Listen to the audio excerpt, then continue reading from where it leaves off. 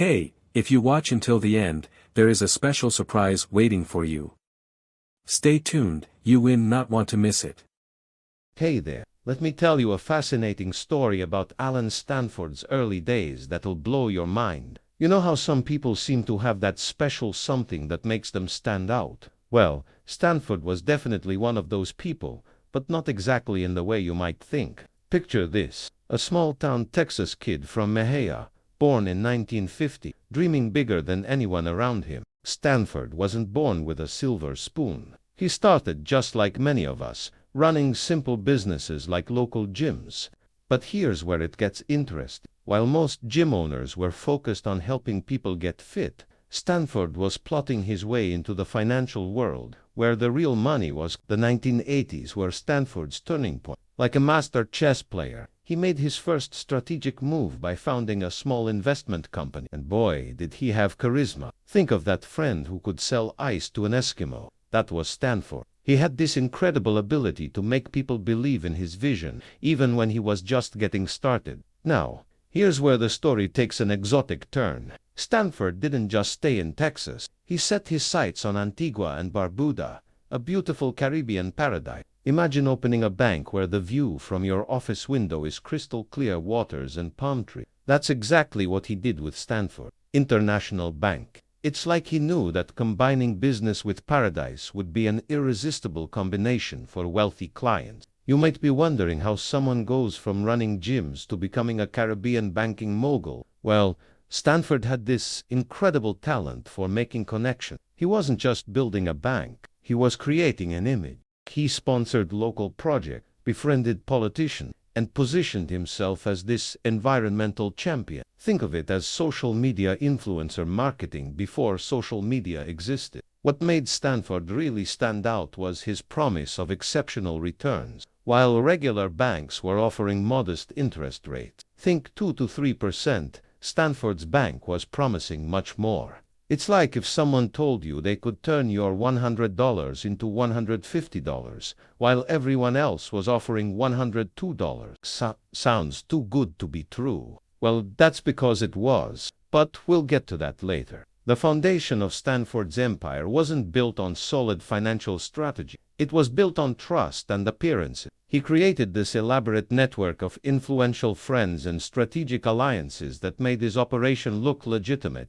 Just imagine having dinner with celebrities and politicians every other week. That's the world Stanford created for himself. It's like having verified badges on all your social media accounts. People just assumed he was the real deal. Let me share with you how Allen Stanford mastered the art of building credibility. It's quite fascinating how he pulled it off. And there's a lot we can learn from this story, even if it's about what not to do. Stanford was like that friend who seems to have the perfect Instagram feed. Everything looked flawless on the surface. He invested heavily in creating an image that screamed success and trustworthiness. Think about modern-day influence. But in the financial world of the 90s and early 2000s, what made Stanford really stand out was his genius approach to philanthropy. He wasn't just donating money, he was creating a narrative. Imagine sponsoring cricket tournaments huge in the Caribbean, while also funding local schools and hospitals. It's like being the Tony Stark of the financial world, minus the Iron Man suit.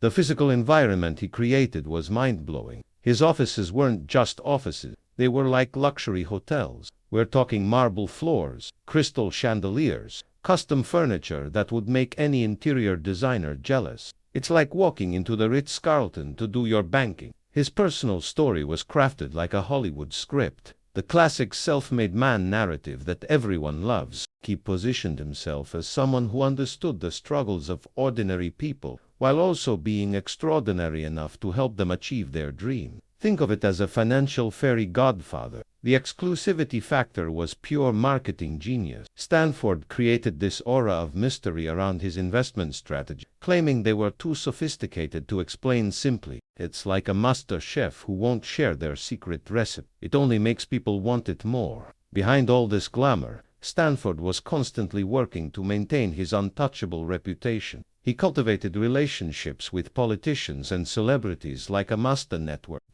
Think about it. If you saw your favorite celebrity trusting someone with their money, wouldn't you be more likely to trust them too? Picture this. It's the late 1990s, and Stanford Financial Group is becoming a financial powerhouse that would make even Wall Street veterans turn their heads. Like a rocket ship taking off, the company expanded to more than 140 countries, managing billions in assets. Talk about a Texas-sized success story, right? What made this growth so fascinating was Stanford's brilliant use of his Caribbean paradise as a selling point. Think about it. Who wouldn't want to invest with a bank where business meetings feel like a vacation? The Stanford International Bank in Antigua wasn't just another financial institution. It was selling a dream wrapped in tropical breezes and crystal-clear water. Stanford was like the Steve Jobs of finance back then. He knew how to put on a show. He'd host these incredible VIP events in exotic locations that would make Instagram influencers jealous. Imagine networking with billionaires while sipping cocktails at sunset in the Caribbean. That's how he made everyone feel special, like they were part of an exclusive club.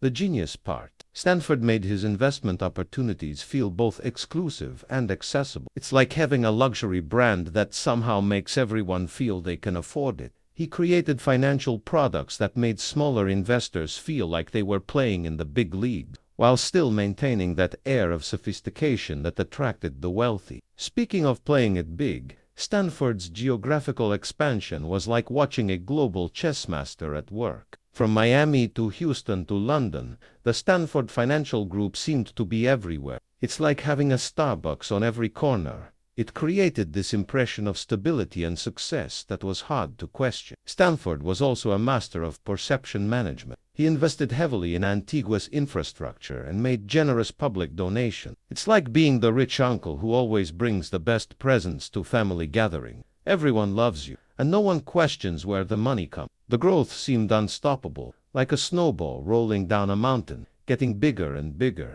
New investments kept pouring in, feeding what appeared to be an unstoppable success machine. But, you know what they say about things that seem too good to be true. Let's dive into what made Stanford's promises so irresistible. It's like watching a master magician at work, except this magic trick had devastating consequences. Stanford's main trick was offering returns that seemed too good to be true. And guess what? They were. While regular banks were giving modest 2 to 3% returns, Stanford International Bank was promising consistently higher rates. It's like someone offering you a car that runs on water. Sounds amazing, right? But we all know how that usually turns out. The fascinating part was how he justified these extraordinary returns. Stanford claimed his team used innovative investment strategies and global high-performance assets. It's like someone telling you they've discovered a secret recipe that makes chocolate cake both healthy and delicious. You want to believe it so badly that you ignore the warning sign.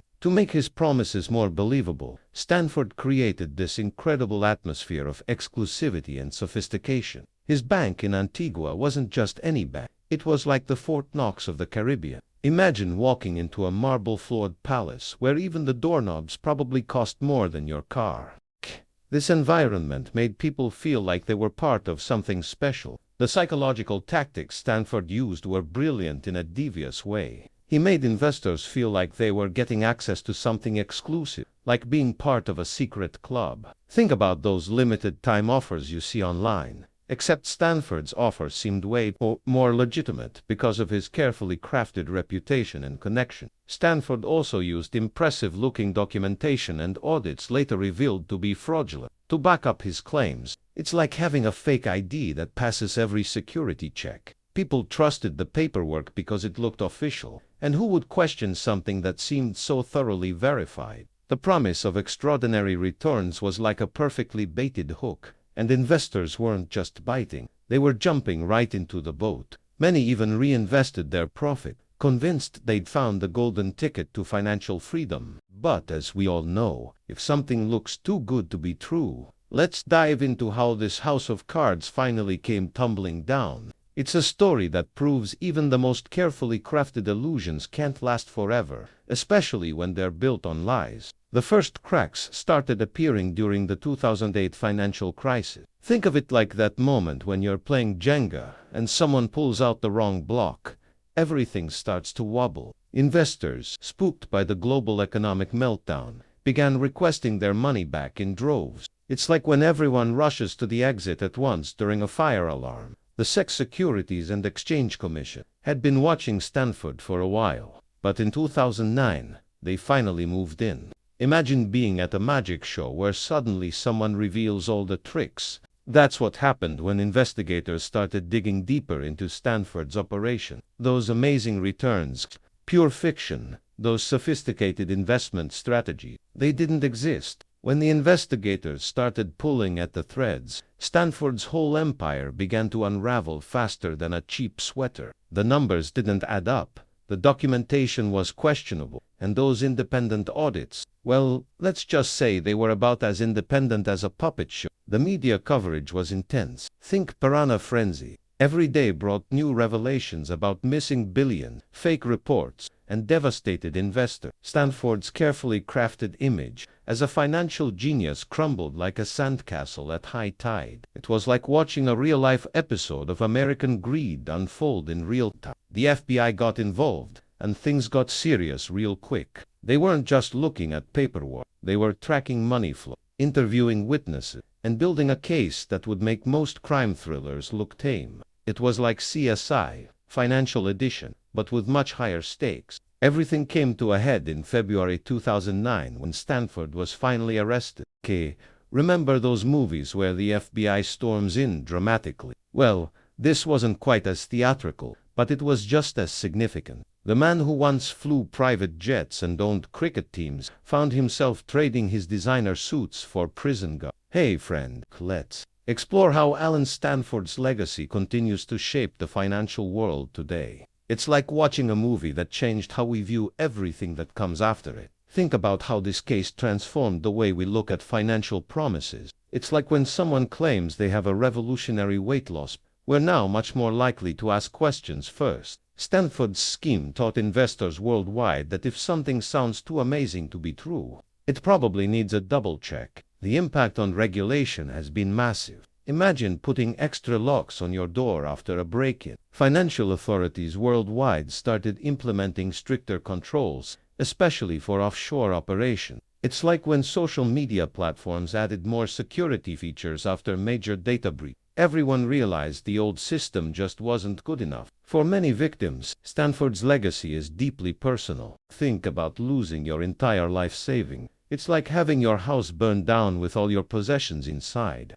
Many people not only lost their money but also their trust in the financial system. Some families are still struggling to recover, more than a decade later. The case also changed how we view success and wealth. Before his fall, Stanford was like that influencer who seems to have it all. The perfect life, the perfect business, the perfect everything. Tick. Now, people are more likely to question displays of extreme wealth and success. It's like we've all become financial detective show fans. The Stanford scandal sparked important conversations about ethics in business. It's similar to how food companies now have to be more transparent about their ingredients. Investors demand more transparency about where their money is going and how it's being managed. This case remains a powerful teaching tool in business schools and financial training, like studying a historic battle to learn military strategy. Financial professionals analyze Stanford's scheme to understand how to prevent similar frauds. But the question remains, have we learned enough to prevent the next Stanford from emerging?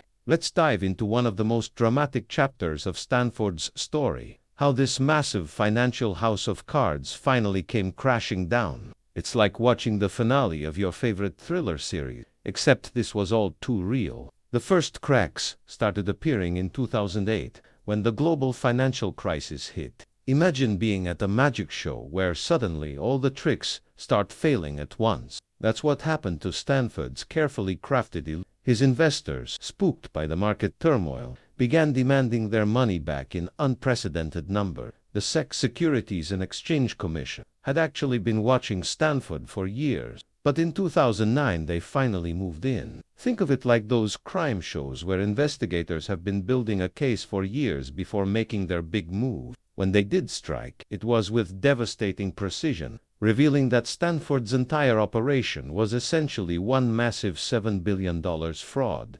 Behind the scenes, investigators discovered a web of deception that would make any spy novel look tame. They found falsified documents, manipulated financial statements, and a network of enablers who helped maintain the facade. It was like peeling an onion. Each layer revealed more shocking details about how deep the fraud went. The media coverage was intense. Imagine sharks circling their prey. Every day brought new revelations about missing billions, fake certificates of deposit, and devastated investors. Stanford's carefully crafted image as a financial genius crumbled faster than a sand castle in a hurricane. The FBI's investigation was thorough and relentless. They weren't just looking at paperwork. They were tracking money flows across multiple countries, interviewing countless witnesses, and building an ironclad case. Think CSI meets Wall Street, but with much higher stakes. The final act came in February 2009 when Stanford was arrested. The man who once flew private jets and owned cricket teams found himself trading his designer suits for prison garb. It was a dramatic fall from grace that proved once again that no matter how elaborate the deception, the truth eventually comes to light. And there you have it. The incredible yet cautionary tale of Allen Stanford's rise and fall serves as a powerful reminder that in the world of finance, if something seems too good to be true, it probably is. But hey, don't let this story discourage you. Let it empower you. Knowledge is your best defense against financial fraud. And that's exactly why we're here sharing these fascinating stories with you. By understanding how these schemes work, you're already one step ahead in protecting your financial future. This story blew your mind as much as it did mine. If you found this deep dive into one of history's biggest financial frauds interesting, don't keep it to yourself. Smash that like button right now. It helps other people discover this important information too. Hey, want to stay in the loop about more fascinating financial stories, scam alerts, and investment wisdom? Hit that subscribe button and turn on those notifications. We're dropping new content regularly that'll help you become a smarter, more informed investor. Drop a comment below and let me know what you think about Stanford's story. What warning signs do you think you would have noticed? Your perspective might help others learn something new. Remember, being part of this community means we're all learning and growing together. So don't be a stranger. Like, subscribe, and join us for more incredible stories from the world of finance. Until next time, stay savvy and invest wisely.